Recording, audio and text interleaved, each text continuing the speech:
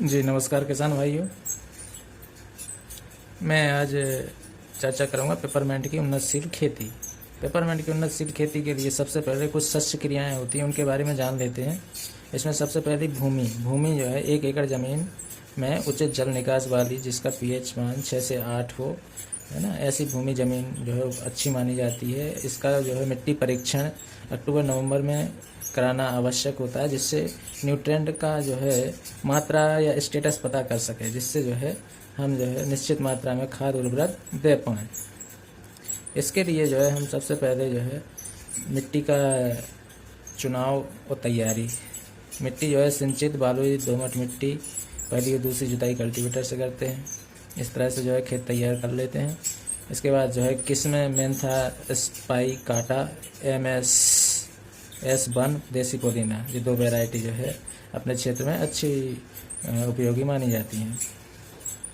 बीज और मृदा उपचार, इसको लिए 10 ग्राम ट्राइकोडर्मा को जो है 10 किलो या कार्बनडाजिम 2 ग्राम प्रति किलो बीज दर के हिसाब से उपचारित करते हैं। मृदा उपचार करने के लिए कार्बोफ्यूरॉन 3G 10 किलोग्राम प्रति एकड़ जुताई के समय जो है दिया जाता है।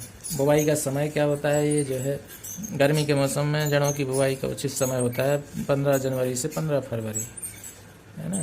तो जो है मार्च अप्रैल में इसकी बुवाई की जाती है और दूसरी बोनी जो है जुलाई अगस्त में भी होती है।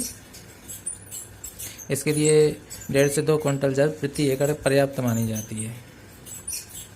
इसके बाद हम बात करेंगे बुवाई की विधि। जड़ों की बुवाई जो है 3 से 5 सेंटीमीटर गहरी, लाइन से लाइन की दूरी 1 फीट, पौधे से पौधे की दूरी आधा फीट और गहराई जो है 2 सेंटीमीटर रखते हैं।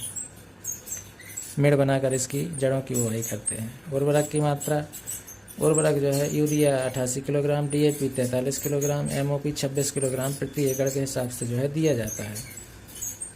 यूरिया की मात्रा 2 भागों में दी जाती है। पहला भाग बुवाई के समय, दूसरा भाग 30 से 35 दिन की अवस्था में दे सकते हैं। इसके बाद निदाई गुड़ाई और सिंचाई। निदाई गुड़ाई के लिए शुरुआती अवस्था में पेंडीमेथिलिन 1 लीटर प्रति एकड़ के हिसाब से बुवाई के 1 से 3 दिन के अंदर डाल देते हैं। इसके बाद जो 4 से 6 दिन जो है सिंचाई सर्दी के मौसम में और गर्मी के मौसम में 2 से 3 दिन के अंतराल में करते हैं।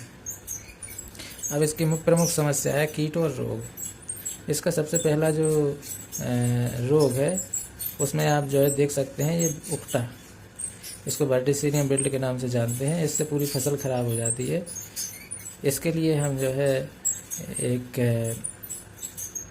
ट्राइकोडर्मा विरिडी आता है फफूंदासी, जिसको 100 ml प्रति एकड़ के हिसाब से डाल देते हैं। इसके बाद हम बात करेंगे जो है वर्टिसिनियम विल्ट होता है।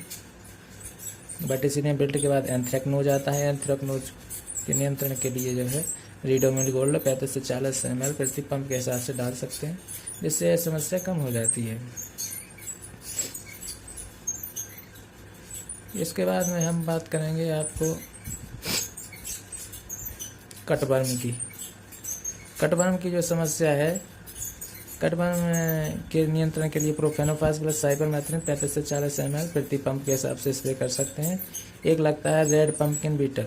रेड पम्पकिन बीटल के लिए जो है आप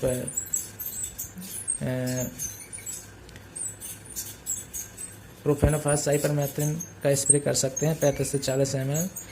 और एक हरी इल्ली लगती है, जिसके नियंत्रण के लिए आप इमामेक्टिन बेंजोएट का उपयोग कर सकते हैं 8 से 10 ग्राम प्रति पंप। इसके बाद जो है फसल की कटाई। इसका जो उत्पादन होता है, कटाई व उत्पादन 80 से 100 किलोग्राम प्रति हेक्टेयर के हिसाब से तेल निकलता है। 1 हेक्टेयर ज़मीन में 80 से 100 किलो तेल निकल जाता है। जी धन्यवाद।